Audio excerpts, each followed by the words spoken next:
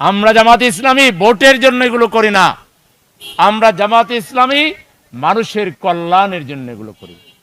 যখন আমাদেরকে মাইরা বর্তা বানাই ফেলতেছে, কোথাও দাঁড়াইতে পারি না, তখনও আমরা কোথাও শিলাবৃষ্টি হয়েছে, কোথাও বন্যা হয়েছে, কোথাও হিন্দু সম্প্রদায়ের লোক মারা গেছে, আমরা সবার আগে সেখানে ছুটে গিয়েছি।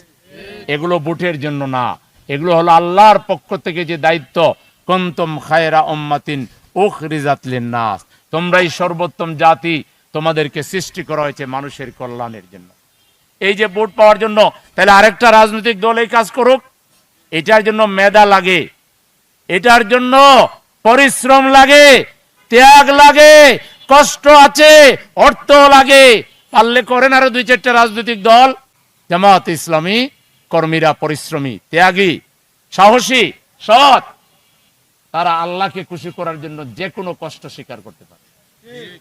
সেজন্য আমরা এই উদ্যোগ নিয়েছি, আমাদের ভাই বোনদের কষ্টের দিকে তাকিয়ে।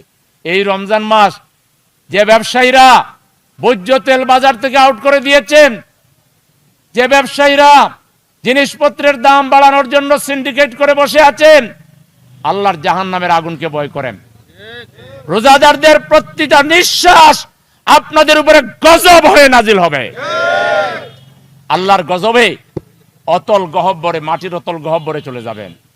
আল্লাহরে ডরান। এই বাংলাদেশে কোনো উৎপাদনের ক্রাইসিস নাই। যেসব জিনিসের দাম বাড়াচ্ছেন, একটারও উৎপাদনের ক্রাইসিস নাই। আপনারা সিন্ডিকেট করে ক্রাইসিস তৈরি করছেন। এবং এখানে রাজনৈতিক দলের কিছু অসৎ গুন্ডা, পান্ডা, মানবতা বিরোধী, মানবতার দুশ্মন রাজনৈতিক দলের নেতা কর্মী হয়ে যারা চাঁদাবাজি করে, এর চাইতে মানবতার শত্রু আল্লাহর আকাশের নিচের জমিনের উপরে নাই।